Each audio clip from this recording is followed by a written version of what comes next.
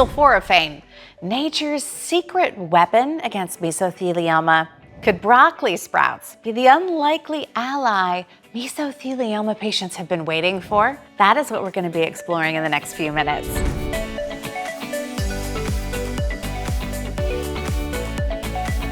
Hey, I'm Deborah from SurvivingMesothelioma.com, and for almost 20 years now, we have been helping mesothelioma patients with the latest in mesothelioma treatment information.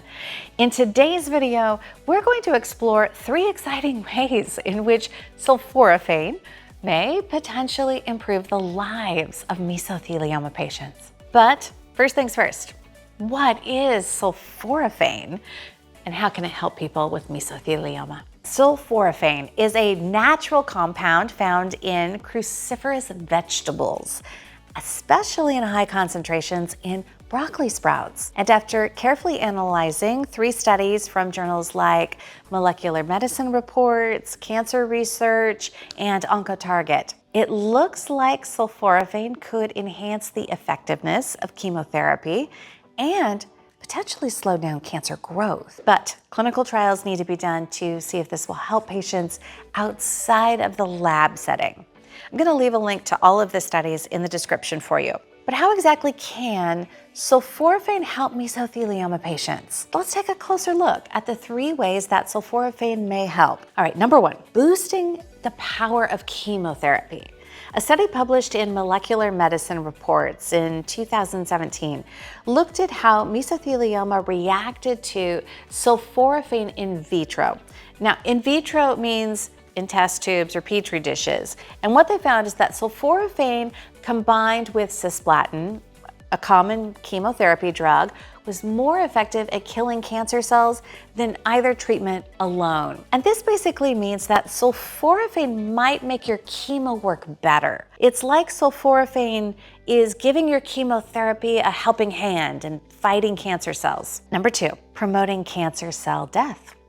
Next, the study published in Cancer Research in 2017 showed how mesothelioma is affected by sulforaphane in test tubes, and they discovered that sulforaphane helps trigger a process called apoptosis, which is the body's way of getting rid of damaged or unnecessary cells. So think of it like a self-destruct button for cancer cells.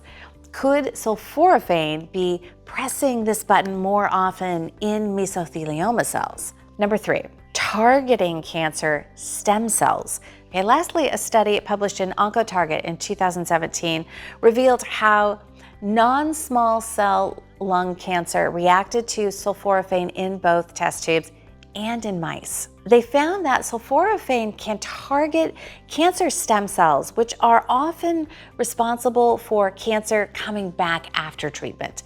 It's like sulforaphane is going after the roots of the cancer, not just the visible parts. Could this mean fewer cancer comebacks? What I truly found amazing was that sulforaphane, a compound from everyday vegetables, could potentially make chemotherapy more effective and even target the stubborn cancer stem cells that often lead to recurrence. This could be a game changer for mesothelioma patients that are looking for ways to improve their treatment outcomes. Pretty incredible, right? But what about the side effects and the risks of sulforaphane? The studies that we looked at didn't find any major negative outcomes, but one thing they did find is that sulforaphane's effects were mainly observed in laboratory settings.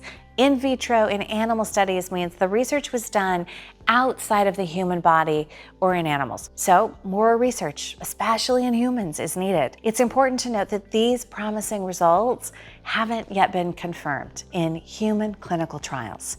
So they are not yet available as treatments for mesothelioma patients. Another thing you should take note of is that these studies were mostly in vitro on mesothelioma and lung cancer cells. And remember, that means they were done in test tubes, not in living people. Now, that doesn't mean the information is useless. It just means that human clinical trials would be needed to confirm these benefits in mesothelioma patients. There can be a big jump from test tube results to how things work in the human body. So, to recap, here's what we know. That sulforaphane helped enhance chemotherapy effectiveness, promoted cancer cell death, and targeted cancer stem cells. But will it work in mesothelioma patients? Unfortunately, we don't know. If I were in your shoes, I would be asking why we don't have more studies specifically on mesothelioma patients using sulforaphane.